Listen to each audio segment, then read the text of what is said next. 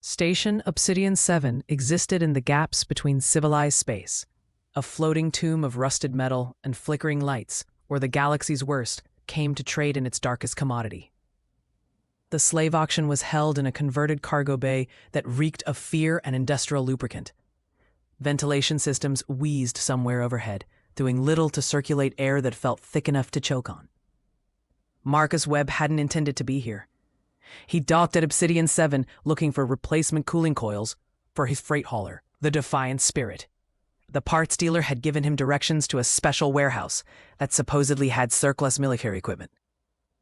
Instead, Marcus had found himself at the entrance to humanity's oldest shame, dressed in new clothes and broadcast across the stars. He should have left immediately, should have walked away, reported it to the Trade Authority, let the proper channels handle it. But Marcus Webb had learned long ago that proper channels had a way of arriving too late to matter. The Titan-born warrior Varashek stood on the auction platform like a statue carved from bronze and defiance. At 9 feet tall, she towered over every being in the room, her frame powerful despite obvious malnourishment. Her skin held a metallic sheen characteristic of the Titan-born, a race engineered millennia ago for war and somehow evolved into philosophers and protectors. Intricate patterns covered her arms, not tattoos, but natural pigmentation that marked her rank and lineage. The neural suppressors clamped around her neck and wrists hummed with cruel efficiency. Marcus had seen the devices before. They sent continuous pain signals through the nervous system. Not enough to incapacitate, but enough to break the spirit over time. Varashek's jaw was clenched tight, her golden eyes fixed on some distant point that might have been memory or might have been prayer. She'd been beautiful once. She still was in the way a broken sword remained deadly. Her face bore the sharp angles of Titan-born nobility, and despite everything, her posture remained unbowed. Someone had tried to beat the pride out of her. The scars on her back told that story, but they'd failed. Marcus felt something cold and familiar settle in his chest. Rage, the quiet kind that didn't explode but calcified into purpose. The auctioneer's performance. The auctioneer was a Quelix, his slug-like body wrapped in expensive silks that couldn't disguise what he was. His voice, amplified through translator implants, carried across the crowd with practiced enthusiasm. Lot 247, a Titan-born female, age 32 standard years, former military commander, combat-trained, fluent in 17 languages. He gestured at Varashek with a jeweled appendage. Remarkably well-preserved despite her circumstances, suitable for heavy labor, personal security, or recreational combat. The Titan-born are renowned for their endurance. The crowd, a mix of crime lords, corporate agents, and beings whose species Marcus didn't recognize, leaned forward with interest. The Titan-born were rare, this far from their home systems. Rarer still, since their civilization had fragmented 20 years ago in a civil war that had left their world scattered and vulnerable. Opening bid at 50,000 credits. A Krell in industrial armor raised a mechanical claw. 50,000. For the mines on Kesper 9. 60,000. A Zack crime lord hissed, his reptilian features twisting in what might have been a smile. His species was famous for their arena games, where slaves fought for the entertainment of paying crowds. The bidding climbed steadily. 70,000. 80. At 95,000, only 2 bidders remained. The Krell and the Zack circling each other like predators over a kill. 100,000, the Zack announced, his voice carrying the finality of someone who expected no challenge. Marcus raised his hand. 150,000 credits. The challenge. The auction day went silent. Every eye turned toward the human standing at the back of the room. Marcus was unremarkable by galactic standards. 6 feet tall, weathered features, the kind of face that disappeared in crowds. But there was something in the way he stood, in the absolute calm of his expression, that made predators reconsider their approach. The Quelix auctioneer's translator sputtered. The human bids 150,000? You heard correctly. Marcus pulled a credit chip from his jacket and held it up. Verified funds, I believe that's well above your current high bid. The Zack crime lord slithered forward, his bodyguards flanking him with weapons barely concealed. Human, you make a mistake. That female is claimed by the Zack collective. Withdraw your bid and I'll forgive the insult. Marcus didn't move.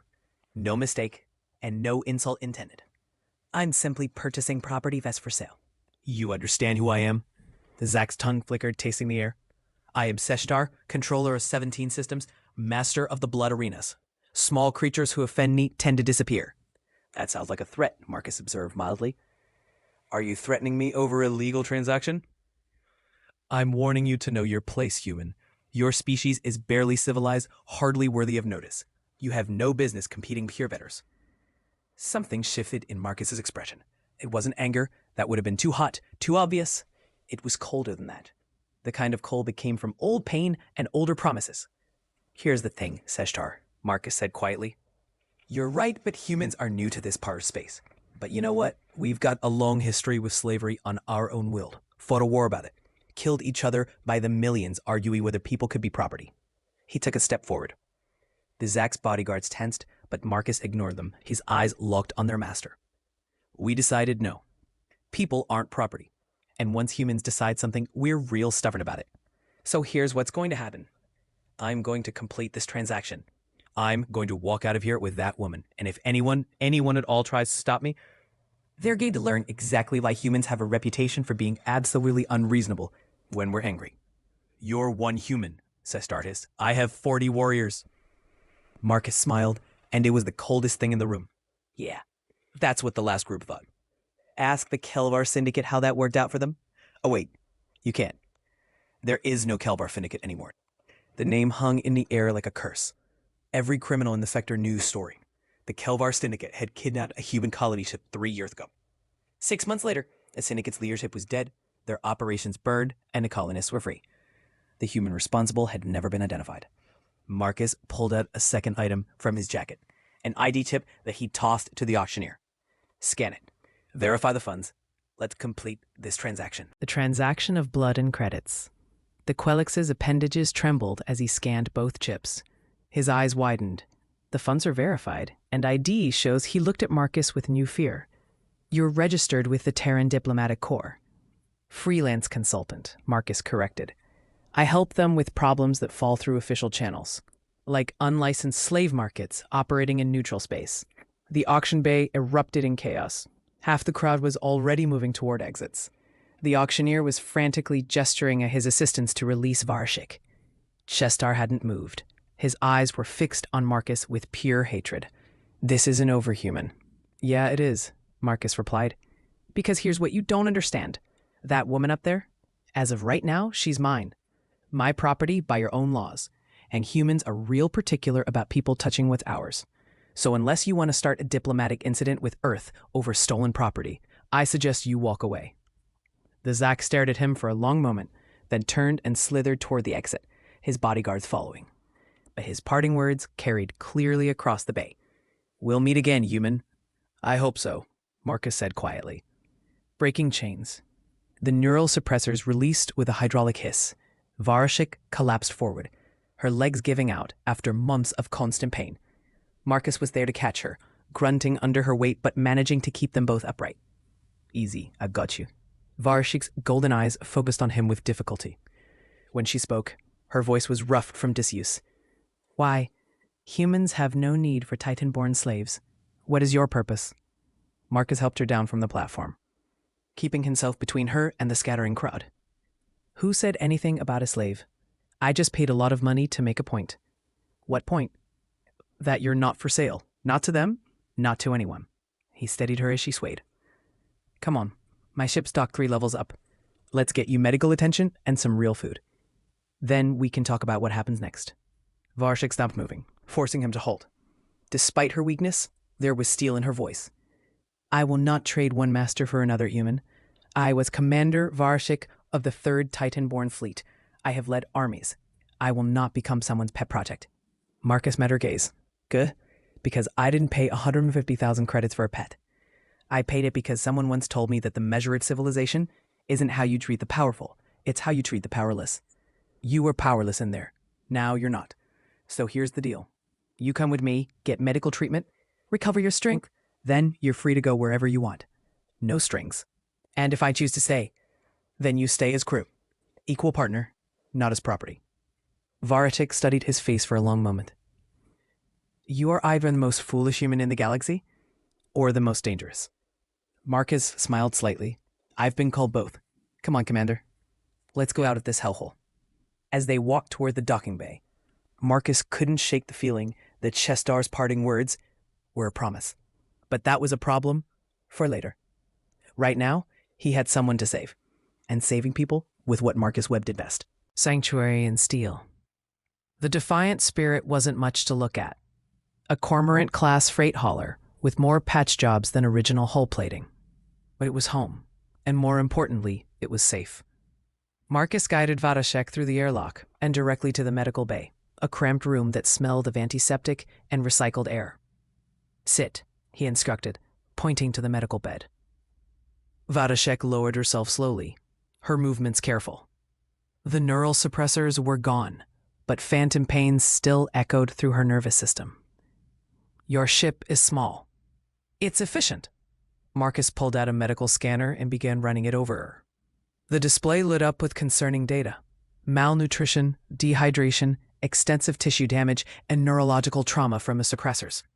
You've been through hell. Hell is a human concept. The Titan-born call it Kresvar, the place where honor goes to die. Vatashek watched him work with wary eyes. You are treating me with care. Why? Marcus didn't answer immediately. He prepared an IV drip with nutrient solution and carefully inserted it into her arm. Because that's what you do for people. You take care of them. I am not your people. You are now. Stories written in scars. Once the IV was set up and pain medication administered, Marcus pulled up a chair and sat down. I need to know what you're dealing with. How long were you in that market? Vatashek's jaw tightened. 3 months in that particular location. Before that, I was held on a mining station for 8 months. Before that... She paused. It doesn't matter. The past is dead. The past shapes the present, Marcus said quietly. What happened to your fleet? For a moment, Vatashek looked like she might refuse to answer. Then something in Marcus's expression, the genuine concern perhaps, or the patient silence, made her speak. The Third Fleet was assigned to evacuate the colonies on Titan's Reach when the Civil War spread to our sector. We had 16 ships, thousands of civilians. The rebels arrived before we could complete the evacuation. Her golden eyes were distant. I ordered my ship to remain behind, to buy time for the others to escape. We held them off for 7 hours, long enough for the evacuation to succeed. You saved them. And doomed myself. When our weapons finally went silent, the rebels boarded us. They killed my crew, kept me alive because Titan-born commanders fetch high prices on the black market. Her voice was flat, emotionless. I've been sold 3 times in 2 years, each owner worse than the last. Marcus felt the familiar cold rage settling deeper. You're not being sold again. I mean that. Why should I believe you? You are human. I know nothing of your species except rumors. You are new to this region of space, aggressive in your expansion, unpredictable in your actions. That's all true, Marcus admitted. But here's something else that's true about humans. We really, really hate slavers. He stood and walked to a storage locker, pulling out a data chip. 15 years ago, I had a family. A wife named Sarah, the daughter named Emma, 10 years old. They were on a colony transport heading to the Outer Rim, looking to start a new life. Vatashek saw the pain in his eyes and understood before he spoke the next words. Pirates hit the convoy. Small operation, thought they could grab some civilians and sell them before anyone noticed. They got away with 3 ships. Sarah and Emma were on one of them. They were recovered. Marcus shook his head. By the time the authorities tracked them down, it was too late. The pirates had already sold them to a syndicate in the Kelvar systems. The trade authority told me they'd investigate, told me to be patient, told me to trust the process. But you did not. I trusted the process for 6 months. 6 months of proper channels and official reports, and we're doing everything we can. Then I stopped waiting for permission. His voice was quiet, but carried an edge like broken glass. It took me another 6 months, but I found the syndicate, found where they'd taken Sarah and Emma. Vatashek already knew the answer, but asked anyway. Were you in time? No. The single word carried the weight of years. I was too late to save them, but I wasn't too late to make sure the bastards responsible never hurt anyone else. The silence stretched between them. Finally, Vatashek spoke. The Kelvar syndicate. That was you? That was me, and 47 other freed slaves who decided they were done being victims. Marcus looked at her directly. I couldn't save my family, but I've been working ever since to save everyone else I can. That's why I was at that auction. That's why I paid 150,000 credits I couldn't really afford. And that's why I'm telling you right now, you're free. No conditions, no obligations. The Zach's vengeance. The ship's proximity alarms shattered the moment. Marcus was moving before the sound finished echoing, racing to the bridge with Varashek following despite her weakened state. The display showed 3 ships in attack formation, circling the defied spirit like sharks. Zach designs all weapons hot. Sheshtar, Marcus muttered. The communication channel crackled to life. Human, you have stolen property belonging to the Zach Collective. Return the Titanborn female immediately, along with compensation of 500,000 credits for the insult to my honor. You have 5 minutes to comply before we open fire. Marcus's hands moved across the controls, bringing the ship's defensive systems online. They were woefully inadequate against 3 attack ships. We've got a problem. Varasek leaned over his shoulder, studying the display. Even weakened, her tactical mind was working. The ship on the left, its positioning is wrong. The pilot is inexperienced. It doesn't matter if we can't fight back. Its haulers got light shields and civilian-grade weapons. Then we don't fight. We run. They'll catch us before we can jump. Varasek's lips curved in something that wasn't quite a smile. Not if we give them a reason to hesitate. Human, do you trust me? Marcus looked at her. This warrior woman he'd just met, who had every reason to betray him, to hand him over in exchange for her own freedom. But he saw in her eyes the same thing she'd probably seen in his, the refusal to let evil win without a fight. Yeah, he said. I trust you. The commander returns. Give me weapons control. Vartek commanded, and get me a communication channel to those ships. Marcus transferred control and opened the channel. Vartek's voice, when she spoke, carried the full authority of someone who had commanded fleets. Zach Vessels, this is Commander Varashek of the 3rd Titanborn Fleet.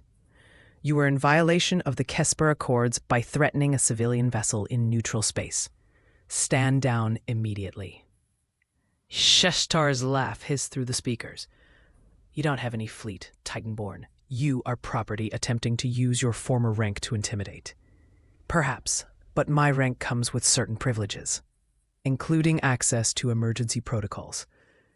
Varashek's hands moved across the weapons console with growing confidence. Tell me, Sheshtar, are you familiar with Titanborn military doctrine? Irrelevant posturing. Then let me educate you. When a Titanborn commander is captured, they're implanted with a tracking beacon, a distress signal that activates when they're in danger. That signal is received by any Titanborn military vessel within range. She paused.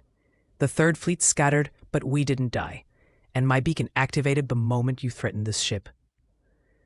Marcus glanced at his long-range sensors and felt its height skip. Holy hell. 5 new contacts had just dropped out of hyperspace. Large contacts. Military-grade signatures. Varashek's smile was razor-sharp. I'd like you to meet what remains of my fleet, Sheshtar.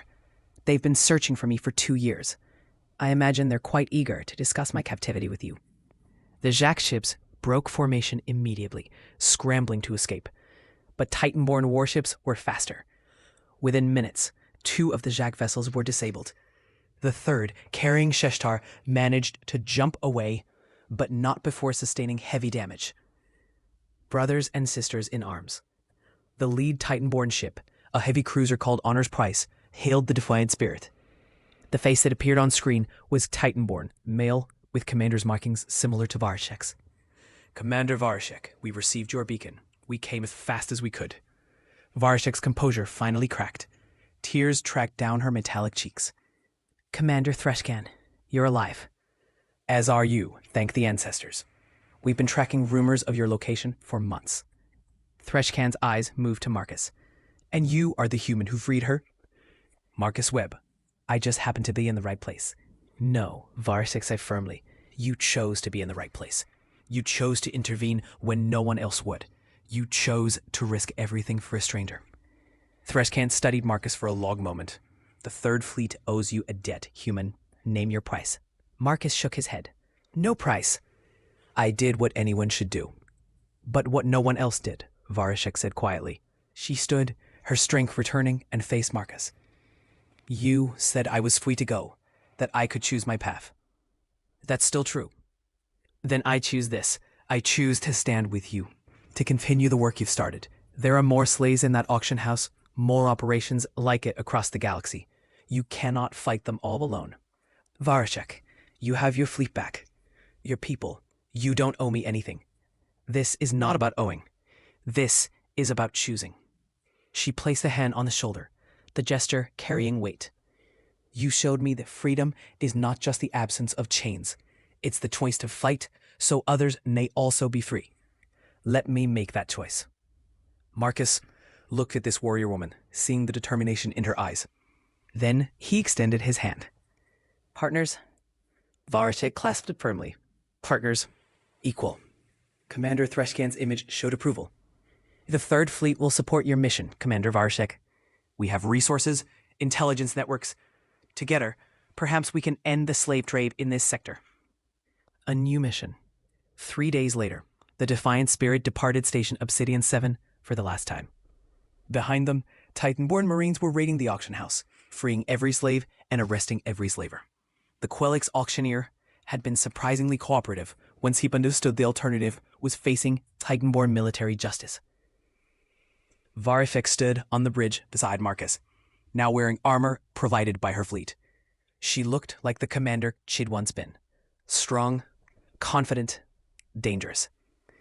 The intelligence we recovered identified 17 other operations like the auction house, she said, reviewing data on a tablet. Some larger, all protected by corrupt officials and criminal syndicates. 17 sounds like a good start, Marcus replied. You understand this will be dangerous, that people like Zeshtar will come for revenge? Marcus smiled slightly. Let them come. They'll learn the same lesson you did. What lesson is that? That humans are really, really stubborn. And when we decide someone is ours to protect, we don't back down. He looked at her. You asked in the medical bay why I called you my people. This is why. Because I decided you were worth fighting for. And once a human makes that decision, nothing in the galaxy can change our minds.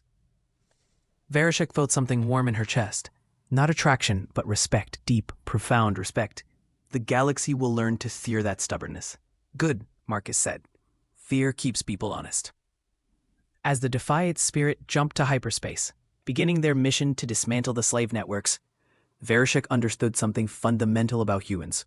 They weren't the strongest species, weren't the smartest or most advanced, but they possessed something more dangerous than strength or technology. They possessed the absolute, unshakable conviction that some things were worth fighting for, regardless of the cost. And anyone who threatened what they'd claimed as theirs would learn that lesson the hard way. The galaxy was about to discover what "don't touch what's mine" really meant when spoken by humanity.